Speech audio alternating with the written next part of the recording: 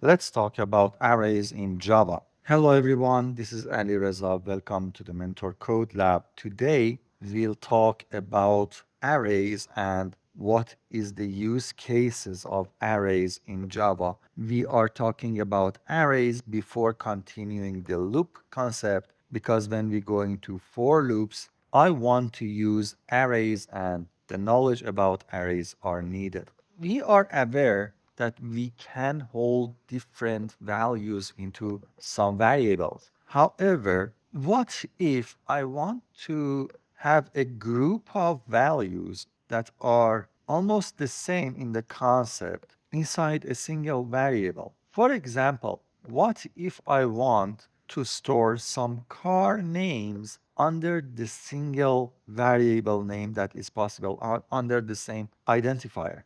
That is when arrays come in handy. Now, arrays normally are defined with the type first. So in this case, it's a string, and then open and close braces.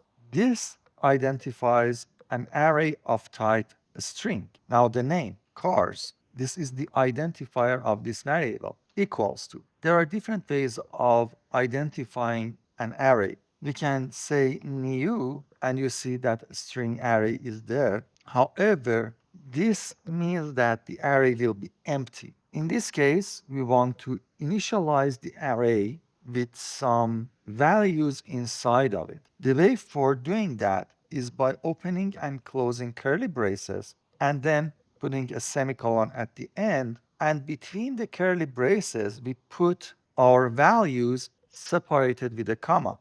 So, for example, we can say Volvo. That's one string. Remember, we are holding strings. Put a comma.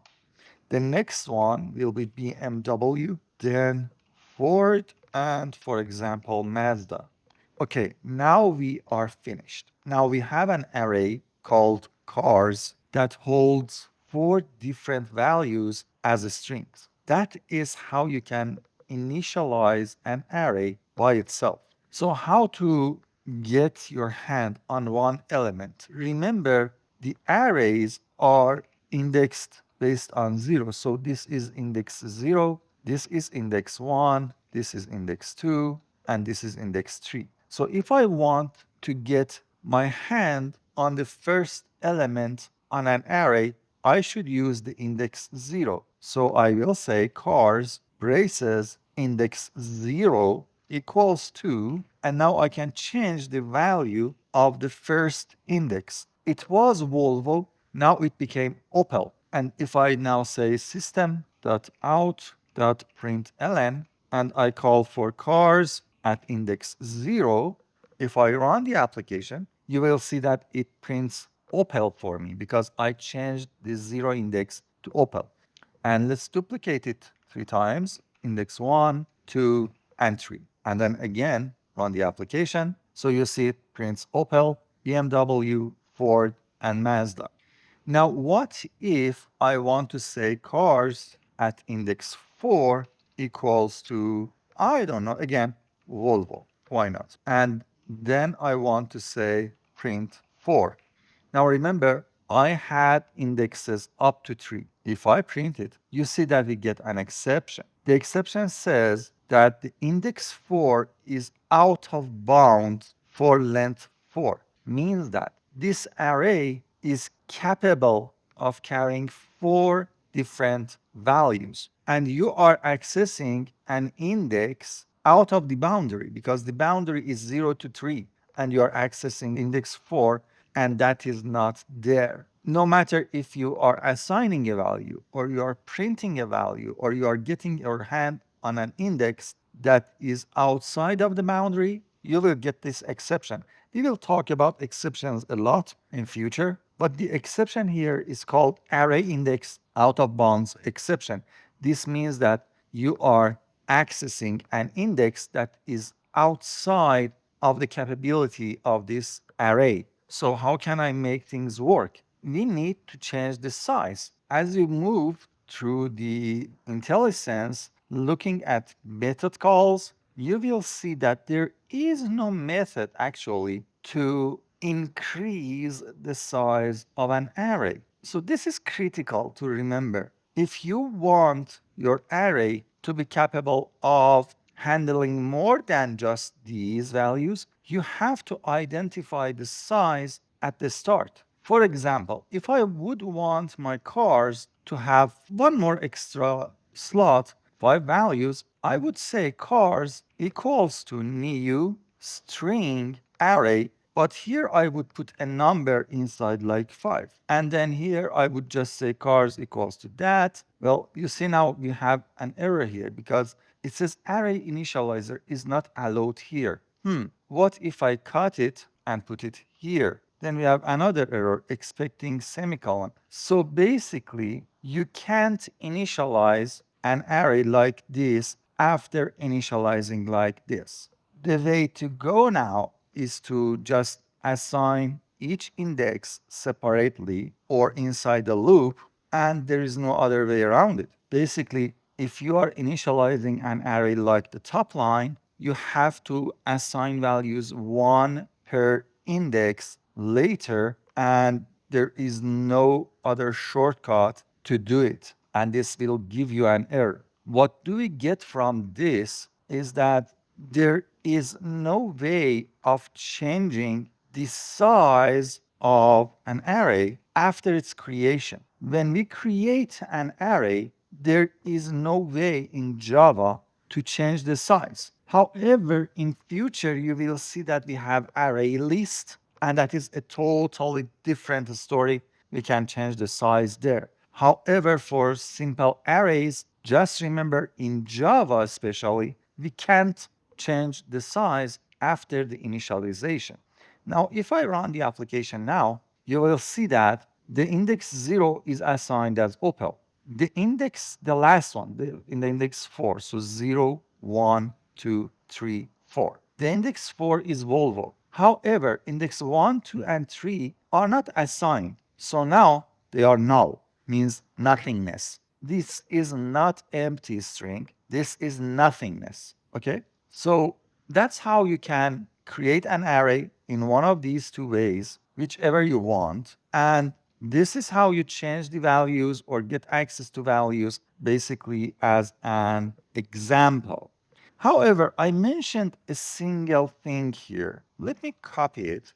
And instead of an index, I will hit dot and choose length. Now, length is a little bit of different story compared to indexes because you see that the length is 5. Well, basically, this is the same number. We said that cars can hold up to 5 numbers. However, remember, the index is starting from 0. This is what we call zero-based indexing. And the length is always one digit after the last index. So basically, if the length is 5, the highest value for index would be 4.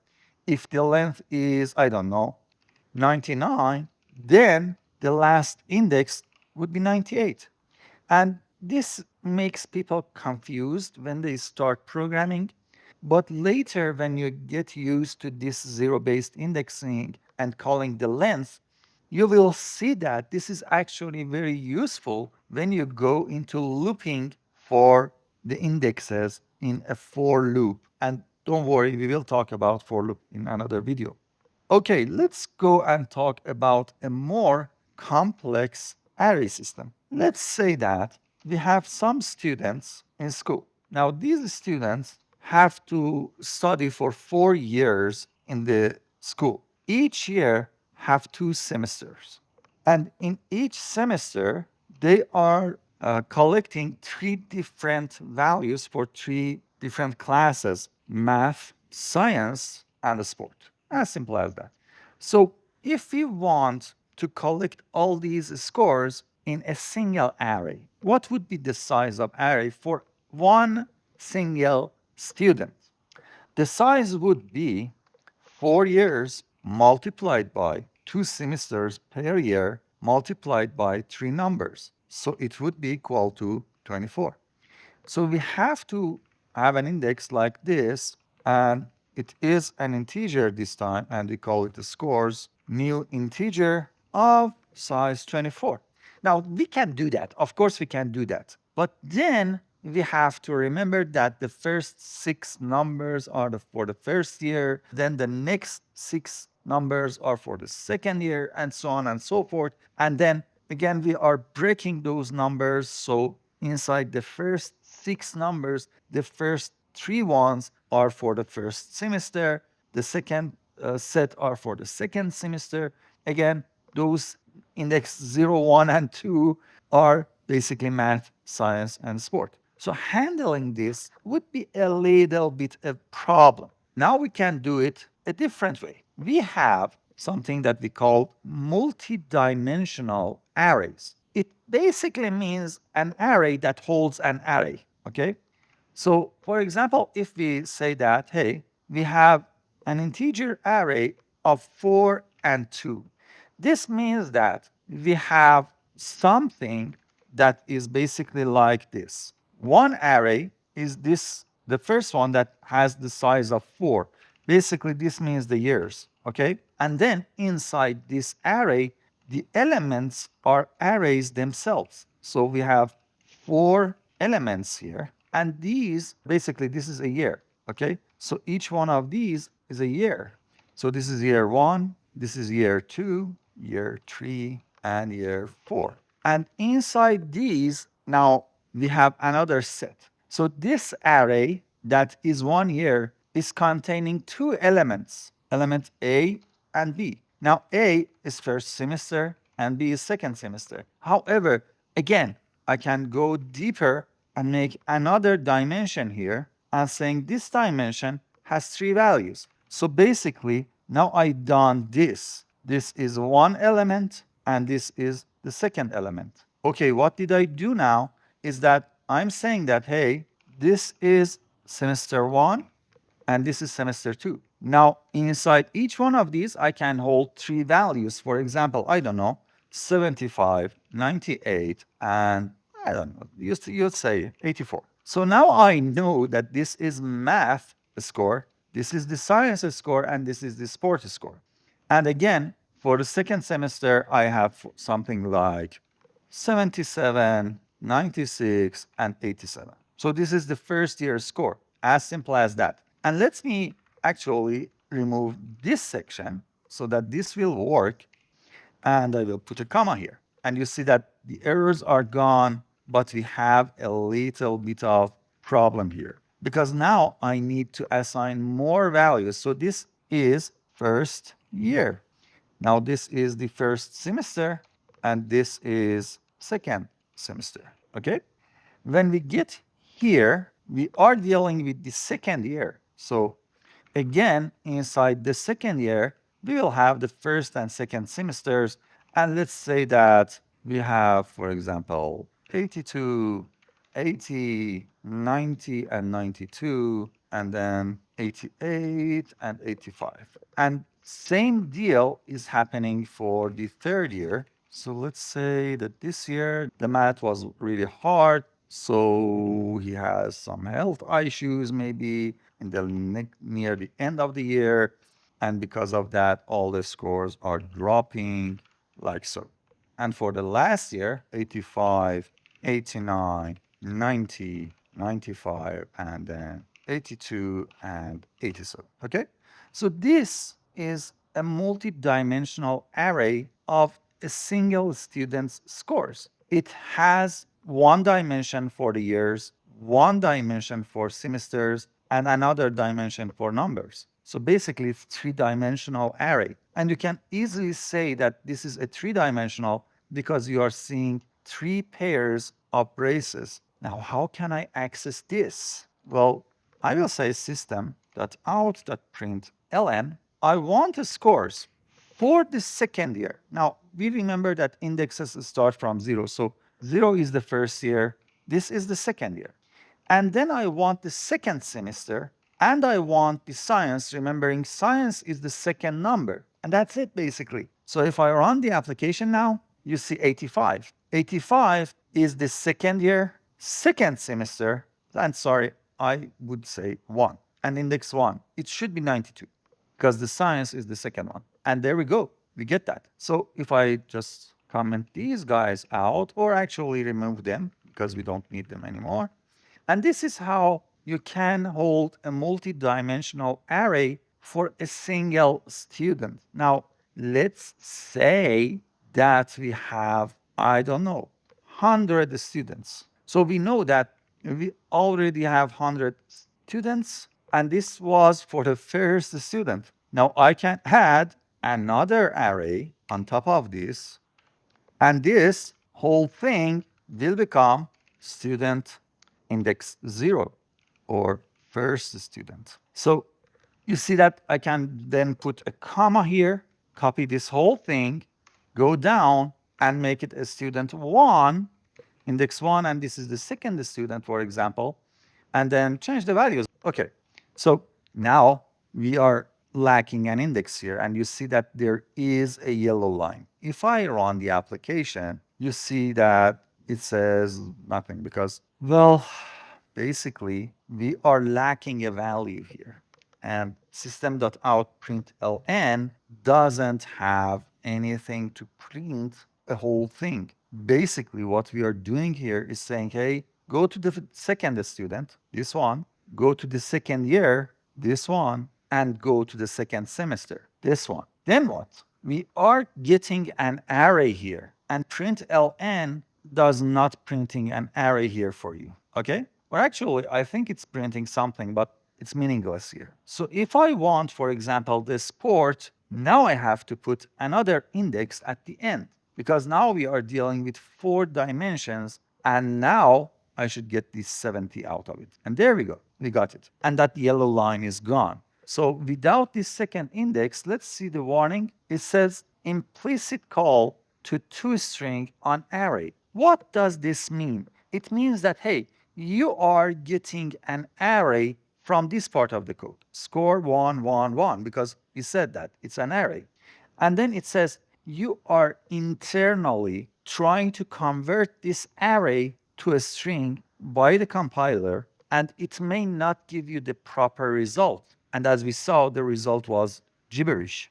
So keep in mind, when you are dealing with multidimensional arrays, you should be aware of where in that dimensional array you are. And this is a good example of how you can utilize multi-dimensions for handling very complex data structure just by arrays. Although later down the road, we will see a much more user-friendly way of handling these data types and complex data types and custom data types when we are dealing with different classes, methods, and then records later down. And you would see that there is no need actually for such a monstrosity in reality. However, here you are just learning the basics. And in basic structure, it means that, hey, we can use very basic knowledge to handle very complex data type structures. So if you want to handle, I don't know, something really crazy, just be smart and think outside of the box, and you would be able to handle it even with very basic knowledge. Because don't forget, before array lists become a thing, and before many different object-oriented programming concepts being born, people were doing complex calculations using computers. Back then, arrays and multidimensional arrays were the only thing presented for these complex data structure types. So if you don't know how to use advanced knowledge, don't worry. Even the very base knowledge that you're getting right now can handle many crazy things out there. However, be aware that there are much more efficient way of doing stuff, but you will learn it as the time comes. If you like these videos, please subscribe to the channel, hit the like button, and turn on that bell so that when I publish a new video, you will get informed. Have fun, everyone. Bye.